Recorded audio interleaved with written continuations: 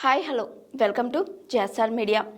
జీవితంలో ఎన్నో బాధాకరమైన సంఘటనలు, ఎప్పటికీ వెంటాడే జ్ఞాపకం అది. ఎంఎస్ నారాయణ, దివంగత సినీ నటుడు, హాస్య నటుడు ఎంఎస్ నారాయణ గురించి ప్రత్యేకంగా పరిచయం అక్కర్లేదు. ఎన్నో చిత్రాలతో తనదైన నటనతో మెప్పించారు. కానీ అకస్మాత్తుగా ఈ లోకాన్ని విడిచి వెళ్లిపోయారు. ఎంఎస్ నారాయణ మరణం సినీ పరిశ్రమకు ఇప్పటికీ తీరని లోటు.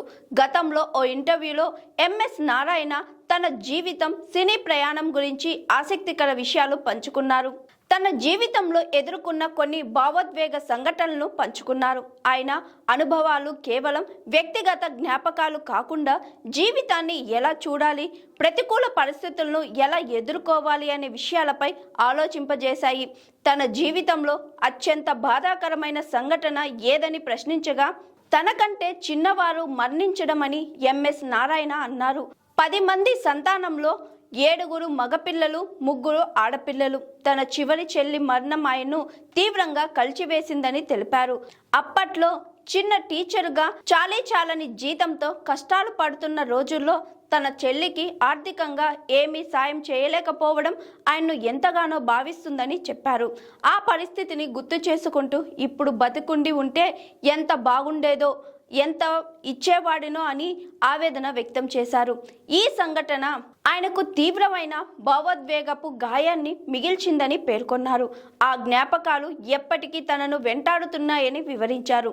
తన జీవితంలో చూసిన అతి విచిత్రమైన వ్యక్తిత్వం గురించి మాట్లాడుతూ ప్రిన్సిపల్ తాటక నరసింహారావు గారిని గుర్తు చేసుకున్నారు.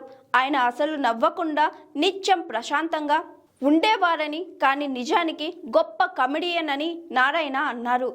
ఆ ప్రిన్సిపల్ గారి ప్రవర్తనను తాను చాలాసార్లు అనుకరించి పేరు తెచ్చుకున్నానని తెలిపారు. ఒకసారి టెలిఫోన్ మోగినప్పుడు ఆయన చూపిన విచిత్రమైన ప్రతిస్పందనను వివరించారు.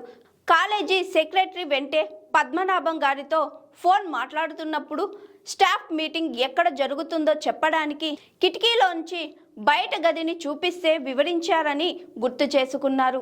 ఆయన ప్రవర్తన ఎంత విచిత్రంగా ఉన్నా నారాయణ గారికి అది ఒక హాస్యం పుట్టించే విషయంగా మారి తన నటనకు ప్రేరణగా నిలిచిందని తెలిపారు. తన జీవితంలో జరిగిన మరో ఆసక్తికరమైన సంఘటనను పంచుకున్నారు.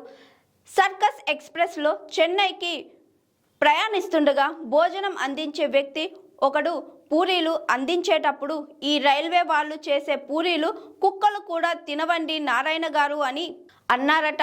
అప్పటికే మొహమాటం కొద్దీ పూరీలు తీసుకున్న నారాయణ ఆ మాటలు విని ఆశ్చర్యపోయారు. అయితే ఈ అనుభవాన్ని కూడా ఆయన ఒక పాత్ర సృష్టికి, వ్యక్తిత్వ వికాసానికి ఉపయోగించుకున్నారు. అటువంటి అవమానం ఎదురైనప్పుడు కూడా దానిని హాస్యాస్పదంగా తీసుకొని బీ పాజిటివ్గా ఉండాలని సూచించారు.